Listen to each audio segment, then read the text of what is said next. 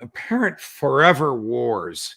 I think he used the phrase, Israel must live on the edge of a sword, that Prime Minister Netanyahu is threatening, will have the effect of uniting or unifying the liberal secular Jews and the Zionist fanatics in Israel? Well, I think that this is a very tricky question. I mean, there's no question that almost everybody in Israel has come to the conclusion, rightly or wrongly, that they're doomed to be in a permanent state of emergency, and the threat of war from their neighbors and from the Palestinians is not going away anytime soon. So I think there's unanimity on that dimension of the question that you're asking.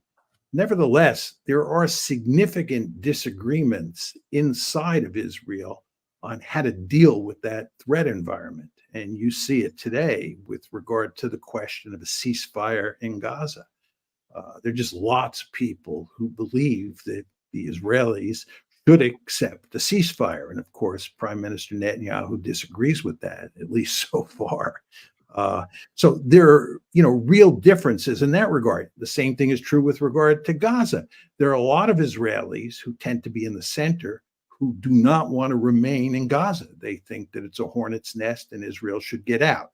But then you have all sorts of people on the right who would like to kill all the Palestinians in Gaza, ethnically cleanse it, and build settlements in Gaza because they think Gaza is part of the Holy Land. How do you view everything that's happened lately? The videos of torture, the IDF torturers being arrested, and then the beneficiaries of a jailbreak, the government agreeing not to prosecute them, the long distance assassinations in Tehran and in Beirut, language from the finance minister Smotrich like, we should really just starve these people to death, but the world wouldn't let us do it. The Knesset debating whether or not the torturers should have carte blanche, that is, no prosecution for what they do, an actual legal immunity. The Knesset debating whether or not the jailers can just put a bullet in the head of the Palestinian prisoners on the theory that they need more bedroom. All of this. How do you view this? Where do you see this going?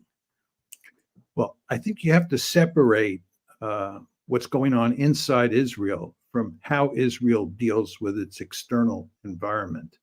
And to start by talking about what's happening inside Israel, as I've long argued, Israel is an apartheid state. And to run an apartheid state, you have to turn the Palestinians into subhumans, or you have to treat the Palestinians like they're subhumans. They're animals.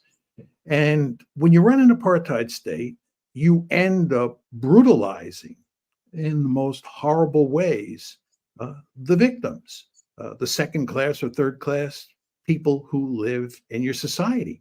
And this has been happening inside of Israel for a long time. The Israelis have been torturing prisoners, doing terrible things to the Palestinians for a long, long time. And what happened on October 7th is that those terrible practices that the Israelis employ against the Palestinians were ramped up. And what you see today is that the Palestinians are being treated in the most horrendous ways. And most people in the West cannot believe that the Israelis are doing this because it's so out of line with what you would expect from a liberal democracy. But if you look at how the Israelis themselves think about it, it's quite remarkable how much support there is for this behavior. Channel 12 in Israel recently ran a survey asking Israelis whether they thought it was okay for an Israeli person to rape a terrorist.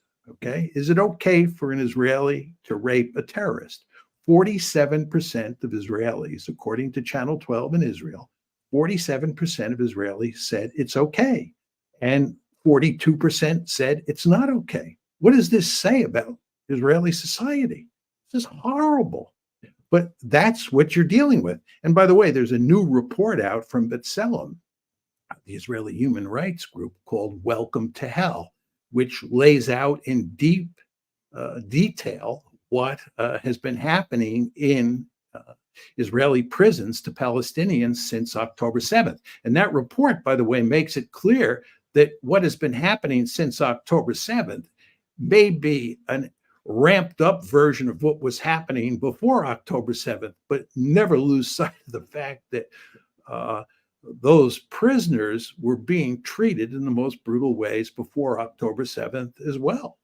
This is the raid on the prison by the right-wing Israeli settlers who succeeded in getting the police to back down after the second one of these and extracting the 9 IDF soldiers. The IDF soldiers had raped this one young man, not only with their body parts, but with foreign objects that they couldn't remove from him. And so when they sent him to a hospital, the physicians reported this.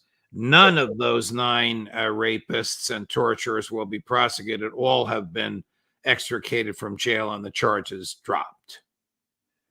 I did not know that, but I would be less than honest if I didn't say I'm hardly surprised at all. Again, that Channel 12 survey said that 47% of Israelis think it is legitimate for someone in the IDF to rape a terrorist. And since all Palestinians are effectively terrorists in the minds of many Israelis, this is hardly surprising that they're doing things like this. Go ahead, please. I'm sorry. I was just going to say what's remarkable is how little condemnation there is of this behavior in the West, especially in the United States. You would expect that brought me to my next question. Does the United States government ever second guess Israel? Second part of the question. Does the United States government ever say no or stop to Israel? Well, as you know, the answer is hardly ever. And if we do tell them to stop or we do criticize them, we do it with very vague language because we never really want to get too tough on them. And it's just the way it operates. I mean, the Israelis can do pretty much anything they want, especially when it comes to the Palestinians. I think if you're talking about Israel dealing with China, you're outside the region, then the United States has a bit of leverage. But if you're talking about inside the region and you're talking about the Israeli-Palestinian issue, Israel can do pretty much anything it wants. And by the way, with regard to Iran, just to talk about the external environment and how the Israelis deal with their external environment, it's quite clear that the United States does not want to get involved in a war with Iran. And now on 2 occasions, the Israelis have taken military measures that were designed to drag us into a war with Iran. And we were unable to prevent that from happening.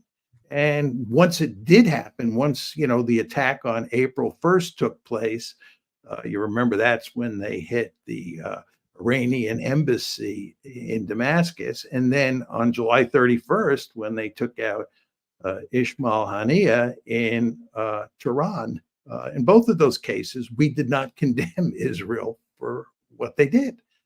And this is just, normal behavior on our part. Do you expect a significant or a pinprick or none retaliation from Iran for the Israeli assassination in Tehran? Well, the Iranians have said that there's going